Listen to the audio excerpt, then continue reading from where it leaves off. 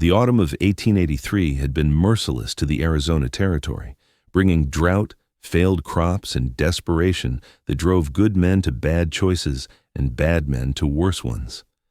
But in a hidden canyon 50 miles south of Tucson, it would bring something unexpected to both a hardened outlaw who had given up on redemption and a preacher's daughter whose faith was about to be tested in ways no Sunday sermon could have prepared her for. Jake Viper Sullivan had been running with the Crimson Ridge Gang for 3 years, robbing banks and trains with the cold efficiency of a man who had convinced himself that society owed him everything it had taken away.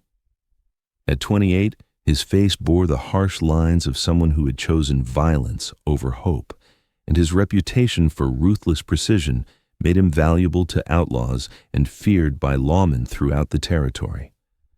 But Jake's latest job was supposed to be different. A simple bank robbery in the small town of Salvation Creek, in and out without bloodshed, just enough money to keep the gang supplied through winter. What he didn't expect was to discover that his partner Dutch had taken a hostage during the chaos, dragging away the local preacher's daughter as insurance against pursuit. Now, Jake found himself riding toward the gang's mountain hideout, with guilt eating at his conscience like acid, knowing that Dutch's idea of insurance usually ended with shallow graves and families that never found peace. When Jake reached the cave complex that served as their stronghold, he expected to find Dutch bragging about his clever planning while counting stolen money. Instead, he found the hideout strangely quiet, with Dutch nowhere to be seen and an unfamiliar sound echoing from the deepest cave, someone crying with the kind of quiet desperation that spoke of lost hope. Jake followed the sound deeper into the mountain, his hand instinctively moving to his gun as he navigated the twisting passages by torchlight. What he discovered in the furthest chamber made his blood run cold with a fury he hadn't felt since the war. The preacher's daughter was chained to a wooden support beam like an animal, her white Sunday dress torn and dirty, her dark hair hanging loose around a face that showed both fear and a defiance that surprised him. She couldn't be more than 22, with intelligent green eyes that met his gaze without flinching despite her obvious terror. But what shocked Jake most was the way she looked at him, not with the cowering fear he expected, but with a strange mixture of hope and challenge, as if she was seeing something in him that he'd long since given up on himself. "Please," she said quietly, her voice steady despite everything she'd endured. "I know you're not like him. I can see it in your eyes. You still have a choice." And that's when Jake realized this wasn't just about rescuing a hostage. This was about deciding who he wanted to be when the chips were down. Just like you're deciding right now whether to hit that subscribe button to see if this man gets saved, because Jake's answer is going to change everything. The woman chained to the post was Grace Morrison, daughter of Reverend Thomas Morrison, who had spent 15 years building Salvation Creek's first church and tending to the spiritual needs of farmers, miners, and even the occasional repentant outlaw. Grace had grown up listening to her father's sermons about redemption and second chances, but nothing had prepared her for testing those beliefs while chained in an outlaw cave.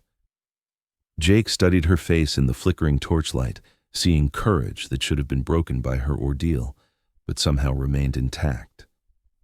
"What's your name?" he asked, already working at the heavy chains that bound her wrists. "Grace Morrison. My father is the preacher in Salvation Creek." She watched his face carefully as he struggled with the rusted locks.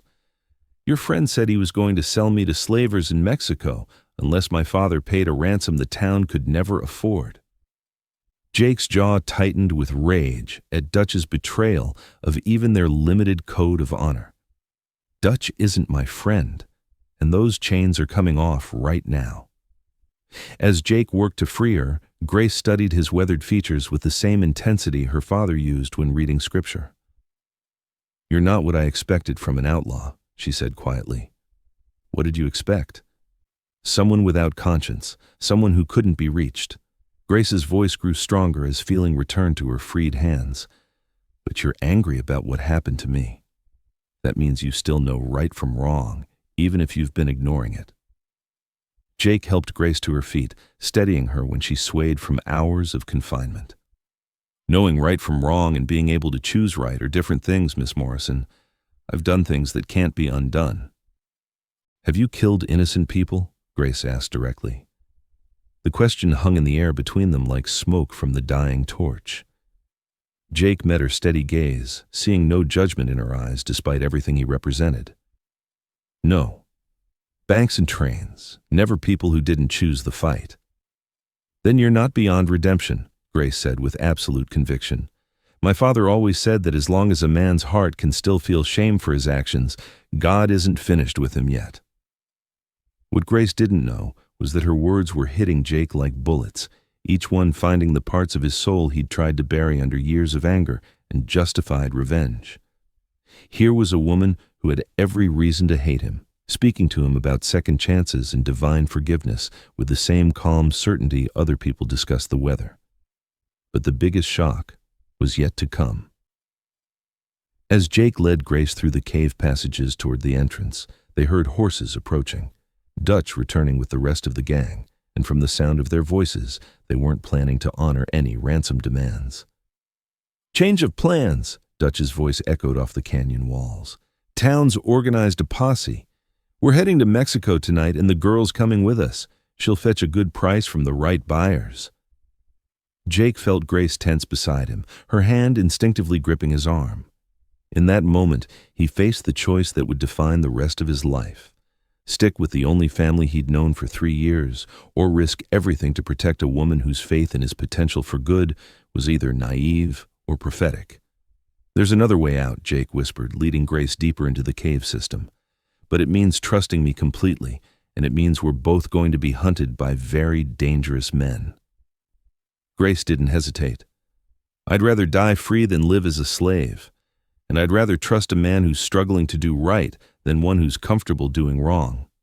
Wait, don't miss this crucial detail.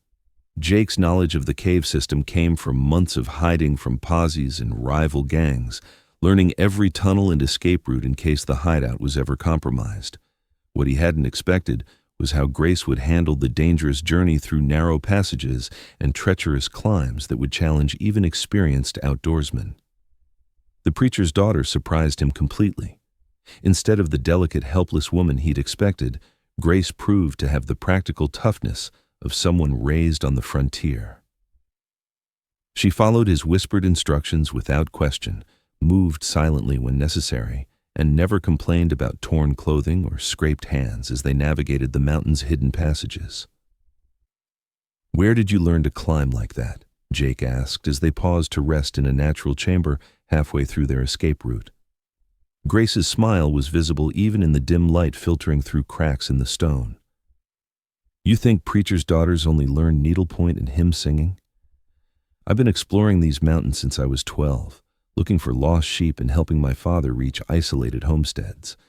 The wilderness doesn't care about your gender when you're trying to survive.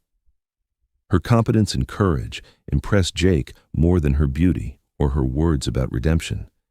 Here was a woman who backed up her faith with action, who faced danger with calm determination rather than hysterics or blame. More importantly, as they traveled together through the underground maze, Grace began to share stories about her father's work in Salvation Creek, how he'd helped former outlaws start new lives, how he'd mediated disputes between miners and ranchers, how he'd insisted that church doors stay open to anyone seeking sanctuary regardless of their past. He always said that judging people by their worst moment was like judging a book by its most damaged page, Grace said as they emerged from the caves into starlight. Everyone deserves the chance to write better chapters. Jake listened to these stories with growing amazement, beginning to understand that Grace's faith in his potential wasn't naive optimism, but the product of seeing real transformation in real people. Her father had spent years proving that change was possible, and Grace had inherited both his belief in redemption and his practical wisdom about human nature. As they made their way through the desert toward Salvation Creek, Jake found himself talking about his own past in ways he'd never shared with anyone. The family farm lost to corrupt bankers, the war that had turned him hard and angry, the gradual slide from justified anger to criminal action. I told myself I was fighting a system that had wronged me, Jake admitted as they rested beside a hidden spring. But somewhere along the way, I stopped being someone seeking justice and became someone dealing out revenge on anyone who represented what I'd lost. Grace listened without judgment, asking questions that helped Jake see his own story more clearly. When did you stop believing you could have a different life? The question struck deep, forcing Jake to confront the moment when he'd given up on legitimate ways to rebuild what he'd lost. When I realized that playing by society's rules only worked for people society valued. Men like me were expendable. But you're not expendable to God, Grace said quietly, and you're not expendable to me. What you did tonight, choosing to free me instead of going along with Dutch's plan, that took more courage than any bank robbery. What you're seeing now is nothing compared to what happens next. The confrontation with Dutch and the gang came at dawn, just as Jake and Grace reached the outskirts of Salvation Creek. They had been spotted by riders during the night, and Dutch had correctly guessed Jake's destination. Now, 5 armed outlaws sat their horses in a semicircle, blocking any escape toward town. "Well, well," Dutch called out, his voice carrying the lazy confidence of a man holding all the cards. "Looks like our Jake's developed a conscience. That's disappointing, partner. Real disappointing." Jake stepped protectively in front of Grace, his hand moving instinctively toward his gun. "Let her go, Dutch. Your quarrel's with me now." Dutch's laugh was cold as winter wind. "My quarrel's with anyone who interferes with business. The girl's worth good money, and you know we need funds for the winter.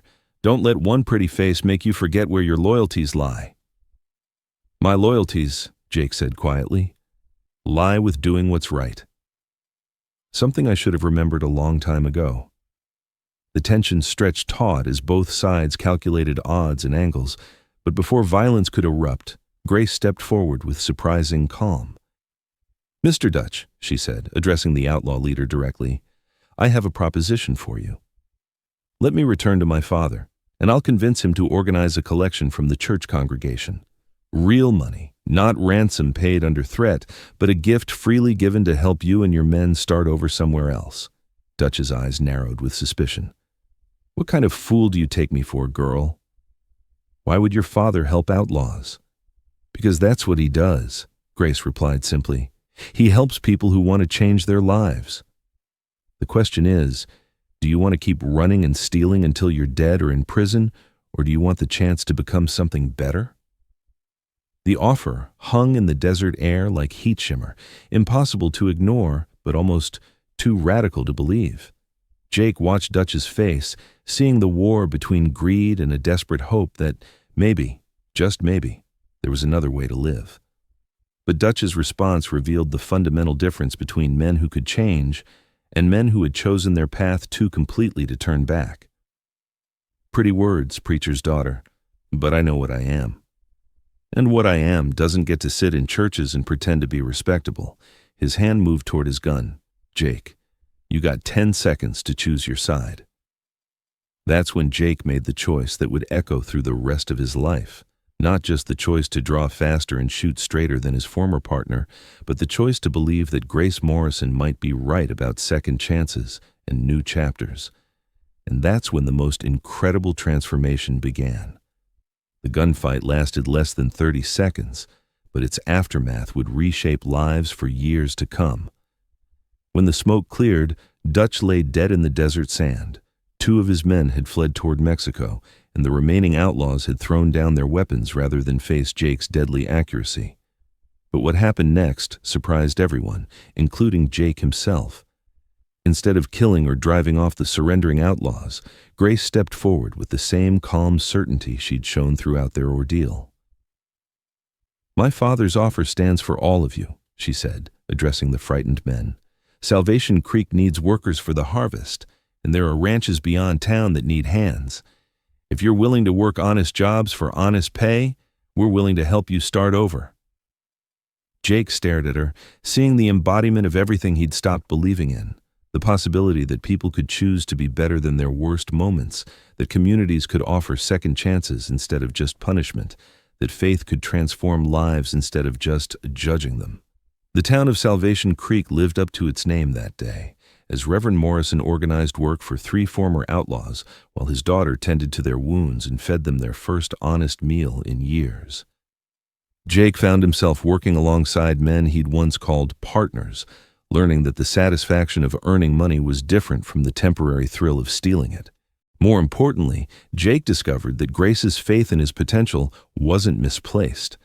Under her patient influence and her father's practical guidance, he began to rebuild not just his livelihood, but his sense of purpose and self-worth. The marriage proposal came 6 months later, during a church service where Jake stood before the same congregation that had voted to help his former gang members find new lives.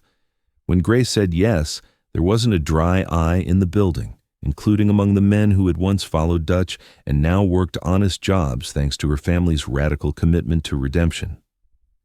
Years passed, and Jake Sullivan became Marshal of Salvation Creek, using his knowledge of outlaw tactics to protect the community that had given him a second chance. Grace became his partner in every sense, combining her father's wisdom with her own courage to help other lost souls find their way back to hope. The outlaw who had convinced himself he was beyond saving became the lawman who specialized in offering the same choice Grace had given him, the chance to write better chapters and become something more than the sum of your worst moments.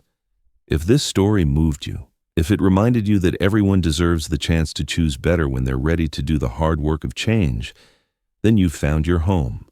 Subscribe to Wild West Romance Stories for more tales of redemption, second chances, and love that sees potential even in the darkest places. From outlaw caves to church sanctuaries, every story we tell proves that the greatest transformations begin with someone who believes in what you could become rather than condemning what you've been. This is where lost souls find direction and where love writes the most beautiful stories of all.